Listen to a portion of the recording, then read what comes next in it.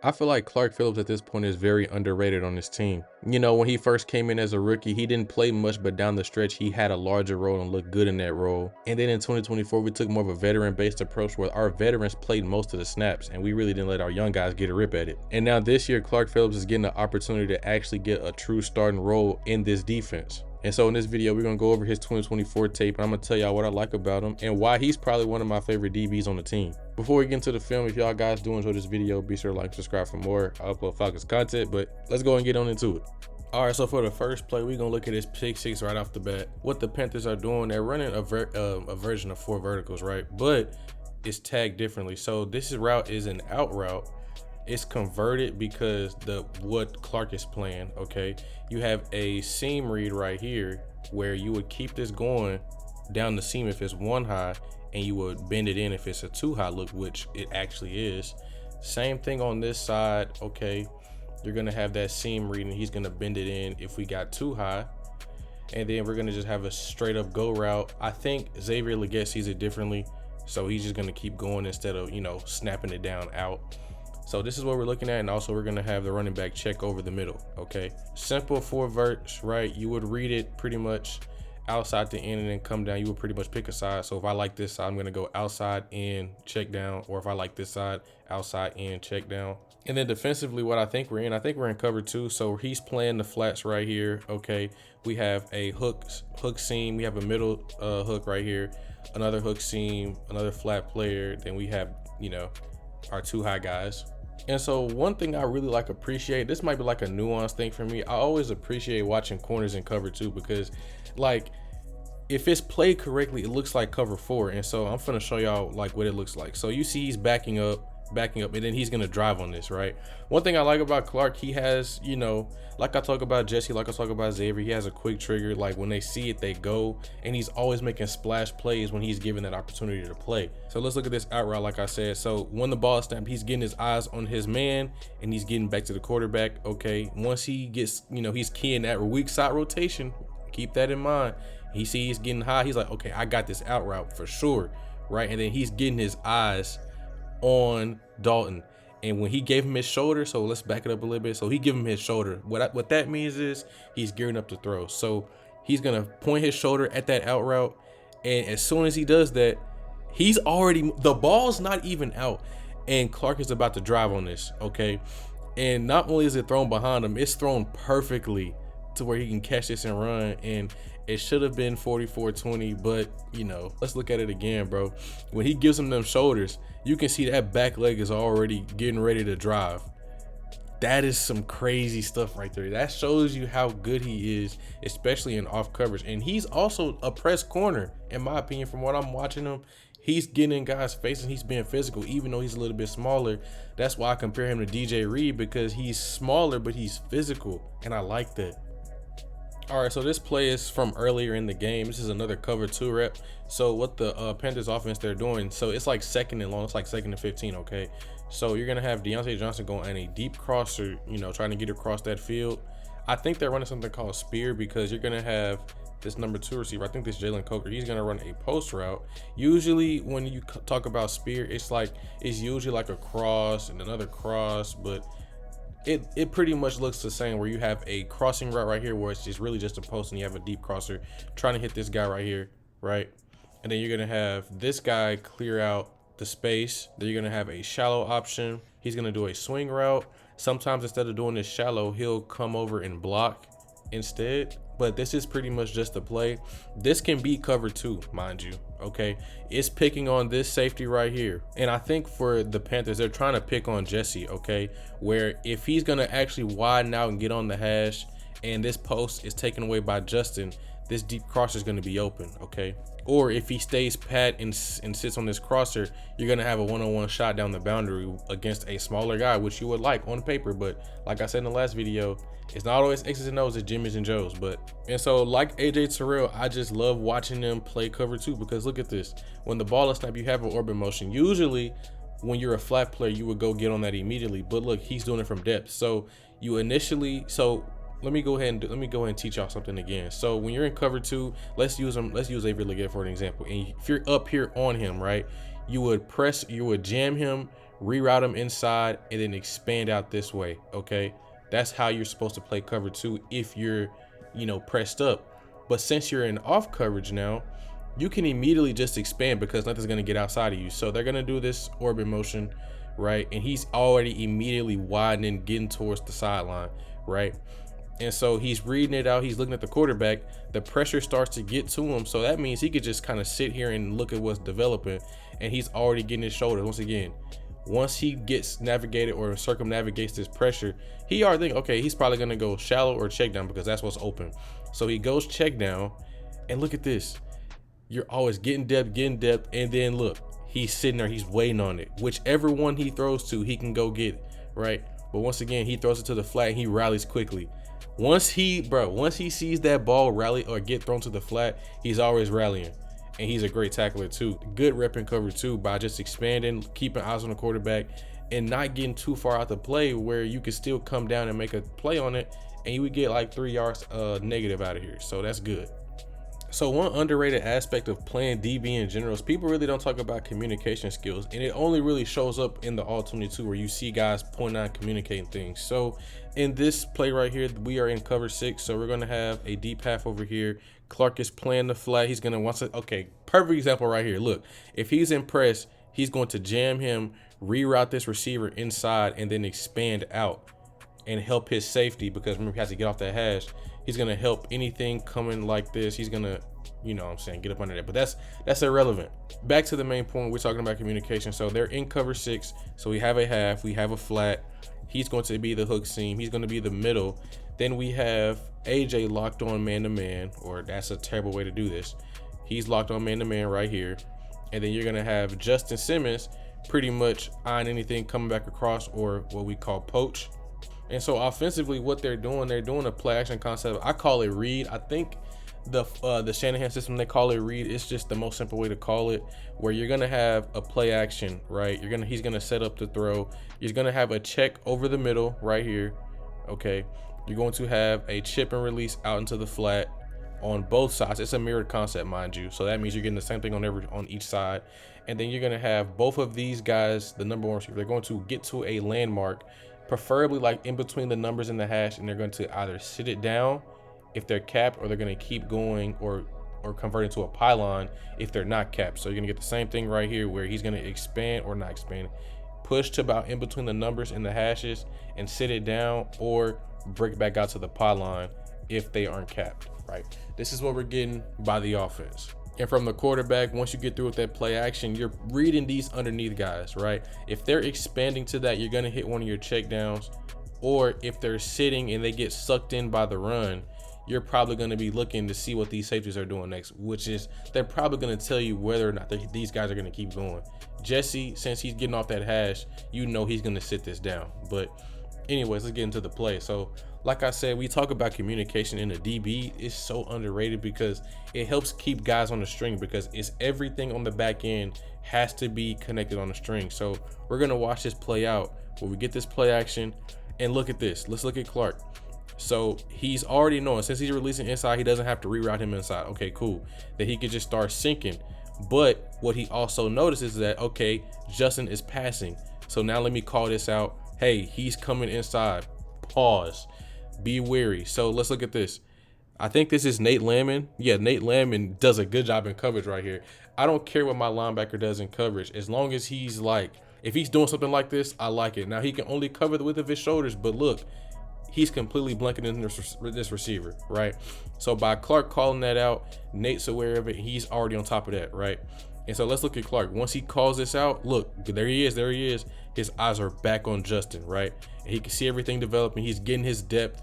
And we see Scott Matlock, all 300 pounds of him is expanded to the flat. So he throws it to the flat and he's rallying quickly. Like I said again, as soon as he sees it, he's on it. He's rallying, he's triggering, catches that ball. They only get 2 yards out of this. And he is a 300-pound man. And he pretty much just got decleated by Clark Phillips. Like, that's some amazing tackling right there. And he even had to, so he had to pat his back on that one, because that's a good rep and cover too by Clark. I can watch them do this all day. So we come down here to the Giants game. This is in the low red zone. I forget what down this is, but let's talk about what we're doing defensively. So we're in cover 3 sky. So if you don't know what sky means, that means this safety or any safety in general, it could be either one. They're going to come down and play the flats in whatever coverage it is, okay? And the opposite of cover 3 sky would be cover 3 buzz, where you would have him play the buzz. You know, you would still have your rotation to the middle of the field and it would look like that. But this is buzz, this is sky. Just, you know, keep that in mind. And then offensively, what the Giants are doing, they're doing something, I don't even know what you call it. I would call it a version of like shallow cross, where you have a corner route right here by the number 2 receiver where he's going to run off the coverage, okay? You're going to have this shallow route by Wan'Dale Robinson. Malik Neighbors is going to sit in, or he's going to do this curl route right at about, you know, the 5-yard line. Then you're going to have this in cut, which is going to pretty much create this high low, and then he's expanding to the flat. It's just a cool way to get into it. So if I were to teach this or install it, I'm thinking, let's look at 1 high versus 2 high. If it's 2 high, I'm already know I'm gonna high low these linebackers right here. If it's 1 high, I'm probably gonna look to this high low on this curl flat defender, because it's a curl flat combination. So where Clark comes into play, he's playing this outside third, but let's watch it real quick. So since he's in a condensed split, he has a little bit more area to cover, where if he was just out here outside the numbers, it'd be a little bit easier. But since he's, you know, condensed in a cut split, it's kind of hard. So let's look at how this plays out. Once again, you see the coverage aligning. Cover 3 sky, he's in his third, he's coming out to play the sky, or the flat rather, and you're gonna see this pressure is gonna get there immediately. So you're gonna see this curl route, he's gonna sit it down right, you know, around the 5-yard line, and Clark is about to drive on that. He's already on it, but then the scramble mode, you know, it ensues, or scramble drill rather, and so he gets his eyes on the nearest threat. Let's look at him, and he's getting his eyes right on Malik Neighbors, and that's great for him. And so one thing about playing defense, it's not always about getting pass breakups or interceptions. Now those are valuable, very valuable. He does that. But however, just making the catch just extremely difficult is good enough too, where he does this a lot, where he's not the biggest guy in the world, but he's big enough to where, hey, if I just get in front of you and I prevent you from making this catch, I don't even got to play on the ball. I just get in front of the catch. A lot of people won't see this as ball production, but this is just equally as good. You're not necessarily on the ball making a play on it, but you're making it extremely difficult to catch the ball. And I like that out of DBs that know, hey, maybe I can't make a play on it, but I could just get in the way. All right, so yeah, this is from week 18. I think Clark was the only guy to have a good game in this game, aside from like AJ outside of the first drive. But Clark, he had 4 targets, 1 catch for I think 9 yards. But anyways, what the Panthers are doing offensively on this side of the top of the half or top of the screen, you're going to have a simple little hook route by Adam Thielen. He's going to expand to the flat immediately to create that high low, probably on AJ, because you're going to have this guy going like a through route. And then down at the bottom of the screen, you're going to have a slot fade by Jalen Coker. Okay, and then you're going to have a slant route by Xavier Legette. And so just off of assuming by the way the route distribution is and the fact they had Adam Thielen right here motion across and be the number 1 receiver on that side, AJ started over here and followed him. So Bryce is thinking man-to-man coverage. So, and since it's single high, you love this slot fade versus, you know, 1 high man coverage, but you also have that slant in case that window is not there to hit that ball. And so I didn't give you the outline of the read and how it's supposed to go. So let's look at Clark. Like I said before, he's extremely physical, and sometimes even when he's not, you know, necessarily like rerouting a guy or just completely messing up the timing, he can get back into that catch, right? So let's look at it real quick. Forward it up a little bit. So once he does like a little soft press where he's, you know, he's kind of playing catch, and he was supposed to play inside leverage on this because you're in cover 1, you're inside leverage, you don't want to get beat across your face. So he's playing hard inside leverage. Xavier Legette does a good job of diamond releasing, or not even diamond, it's kind of like a diamond release, but he widens and he goes right up under Clark. And that's some nasty footwork. So he kind of slipped, I think, but he separates just a little bit. They kind of rub each other off. Wait a minute. Wait, I'm talking about right here, bro, where they get this rub that they want. Okay, that's what I'm talking about. So they kind of rub, and Xavier is in front of Clark. You're thinking if Bryce just puts this ball on his numbers, he can box him out for this catch. But Clark is on the high shoulder, or he goes from being behind, so on his high shoulder. And so when that ball gets there, you could say this is holding because he gets a hold of him, But once again, his head is around, he's looking at the ball, he's trying to make a play on the ball, and boom, he knocks it out. The great corners in this league, they know how to, they know how to use their hands to get back into the play, or, get their hands on the receiver, get back into the play and make a play just like that. So this is good hand usage. This isn't a hold, because once again, he's looking at, he's looking for the ball. He's trying to make a play on the ball. And also Xavier's drifting far upfield on a slant route. You're not supposed to drift. You're supposed to go up and go straight across and stay on that line. You're not supposed to drift any further up, and he's just steady drifting, which let Clark get back into this play. So bad play by Xavier, but also a good rep by Clark. All right, so this is the last one I want to talk about. This is still from the Week 18 game. Now, if you watched my Bryce Young video and how he just pretty much dismantled us, then you would recognize this play. So what they're doing on offense is they're going to be running two different concepts. So up here you have David Moore do this deep curl. He's going to take an inside release on purpose, by the way, and I'll get into why if you didn't watch that video. You're going to have a swing route by the running back. You're going to have this chip and this hook route by the tight end. I'm not sure his name.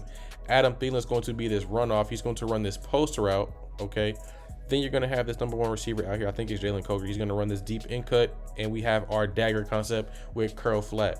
Now, if this was a one high look, Adam Thielen, he would change his route just a little bit. Instead of doing a post route, he's going to run a through, where he's going to pretty much cross that safety's face, trying to influence him immediately, because if it's single high and the safety's right here, want to cross his face to get him to go out that way and then clear up that hole right there for the deep in cut or the dagger route. And then defensively, we are in cover 9. If you don't know what cover 9 is, think cover 6, but flip it on its head. So in this situation right here, if we would have run cover 6, we would have quarter, half, and then you have your flat right here. They're pretty much flipping the call on its head. That's what it is. And so the reason you would call cover 9 is because you would have your best receiver in this situation. Adam is the best receiver for the Panthers in this situation.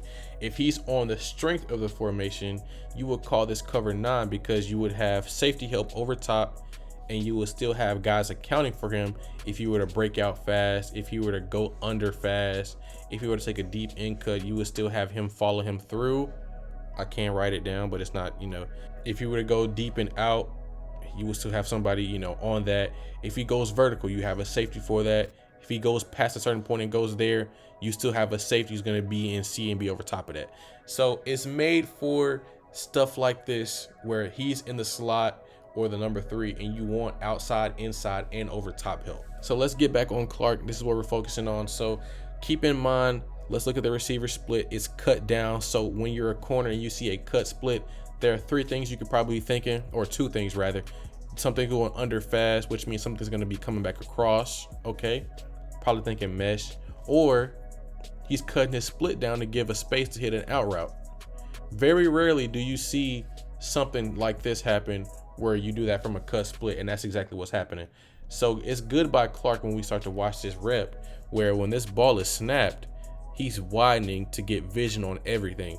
So he's seeing him push vertical. He's seeing him, he's stemming it towards the corner to get him to widen, and he's widening. He's taking that bait, and once he gets up on top of him, he isn't raising his hips. He's staying relatively low. He's not getting threatened by it, because he knows, hey, I have safety help on the inside. If he goes vertical, I'll be straight. So once he starts to flip his hips, boom, he's still technically in phase. He's still in position to make a play right here. And so once he snaps this back down, now Bryce normally hits these on time, and you could think this was on time. I think it's a little bit late, but he let Clark get back in this, and Clark was able to get back in this because it was kind of late, and it was a terrible route run in my opinion, because you normally just want to get there fast and then come back down and work back to the ball. Like, look at that route. Once he gets up the top, he's kind of just stuttering. You got to work back immediately, work back to the ball. But Clark is able to capitalize on this bad rep.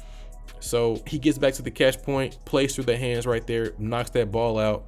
Man, I wish he knocked it up a little bit higher, because that could have been a pick. And you can see why this team is, giving him a shot to play nickel corner, because he can do things like this. He's physical. He has great ball skills. This is, we already see that he has great ball skills. He's very physical in the run. He's very good against the run also. And I think, like, if he doesn't win a nickel battle, I think he would still be very good as a boundary corner. So that's one thing I do like about it. Now you guys see why Raheem Morris is giving him a shot to play nickel.